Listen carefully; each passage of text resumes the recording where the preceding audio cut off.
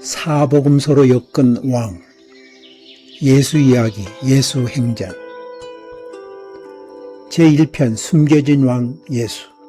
네 번째 이야기, 동방의 별. 예수가 태어난 지 얼마 되지 않았을 무렵 유대 땅에서 멀리 떨어진 동방의 어느 도시의 밤하늘은 유난히 맑았다.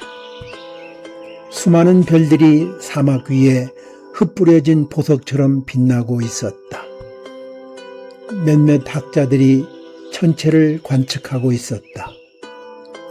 그들은 왕궁의 점쟁이가 아니었다. 오랫동안 하늘과 역사를 연구해온 사람들이었다. 그날 밤에 그들은 이전에 보지 못한 별을 발견했다. 한 학자가 숨을 삼켰다. 저 별은? 다른 학자가 오래된 문서를 펼쳤다. 그 속에는 유대인들 사이에 전해지던 예언들이 기록되어 있었다. 새로운 왕은 세상을 다스릴 통치자다. 그들은 오랜 토론 끝에 결론을 내렸다. 왕이 태어났다. 여행은 쉽지 않았다. 사막의 모래바람, 차가운 밤, 강도들의 위협 등. 그러나 그들은 포기하지 않았다. 별은 여전히 서쪽을 가리키고 있었다. 낙타 행렬은 밤낮 없이 이동했다. 수백 킬로미터를 지나며 그들은 계속 같은 질문을 나누었다. 어떤 왕일까? 어떤 궁전에 살고 있을까? 얼마나 강대한 군대를 거느리고 있을까? 그 누구도 그들이 찾는 왕이 작은 마을의 평범한 가정에 있다는 사실을 상상하지 못했다.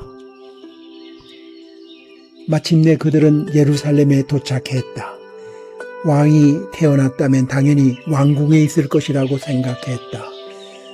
그래서 사람들에게 물었다. 유대인의 왕으로 나신 이가 어디 계시냐? 그 말은 순식간에 도시 전체로 퍼졌다. 그리고 왕궁에까지 들어갔다. 헤롯 대왕은 늙어 있었지만 여전히 권력에 집착하고 있었다. 그는 이미 여러 아들과 아내를 죽인 사람이었다. 왕자를 위협하는 존재는 누구도 용서하지 않았다. 그런데 갑자기 들려온 소식, 유대인의 왕이 태어났답니다. 헤롯의 얼굴이 굳어졌다. 그의 왕자를 위협하는 자가 태어났다고? 그 순간부터 그는 잠을 이루지 못했다. 헤롯은 대제사장들과 율법학자들을 불러 모았다. 메시아가 어디서 태어난다고 기록되어 있는가? 학자들은 즉시 답했다. 베들레헴입니다. 그들은 예언서를 너무도 잘 알고 있었다.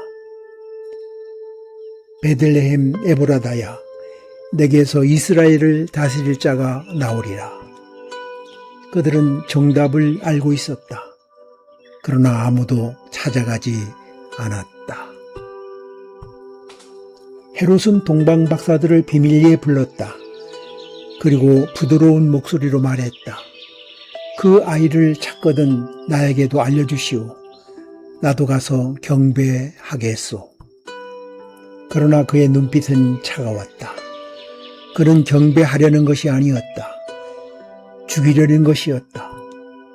박사들은 그 사실을 알지 못했다. 그들은 다시 길을 떠났다. 예루살렘을 벗어나 베들레헴으로 향했다. 그리고 놀라운 일이 일어났다. 별이 다시 나타난 것이었다. 박사들은 기뻐했다. 그 별은 마침내 한 집 위에 머물렀다. 긴 여정의 끝이었다. 그들은 집 안으로 들어갔다. 그곳에는 군대도 없었다. 호위병도 없었다. 왕관도 없었다. 화려한 궁전도 없었다. 오직 젊은 어머니와 한 아이가 있었다. 잠시 침묵이 흘렀다. 그들이 찾던 왕이 정말 이 아이란 말인가? 그러나 그들의 마음속에는 설명할 수 없는 확신이 일어났다. 그들은 무릎을 꿇었다. 그리고 경배했다.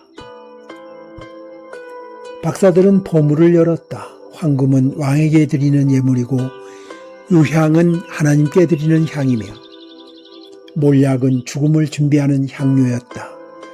그들은 그 의미를 모두 알지 못했을 것이다. 그러나 훗날 사람들은 깨닫게 된다. 그 아이는 왕이었고 하나님의 아들이었으며 세상을 위해 죽으실 분이었다. 그날 밤에 박사들은 꿈을 꾸었다. 하나님께서 말씀하셨다. 헤롯에게 돌아가지 말라. 아침이 되자 그들은 다른 길로 떠났다. 헤롯의 계획은 무너졌다. 그러나 그의 분노는 이제 막 시작되고 있었다. 예루살렘은 메시아의 탄생을 알지 못했다. 성경을 가장 잘 아는 사람들도 움직이지 않았다. 그러나 먼 이방에서 온 사람들은 별 하나를 따라 수백 리를 걸어왔다. 그들은 왕궁에서 왕을 찾았지만 결국 작은 집에서 왕을 만났다.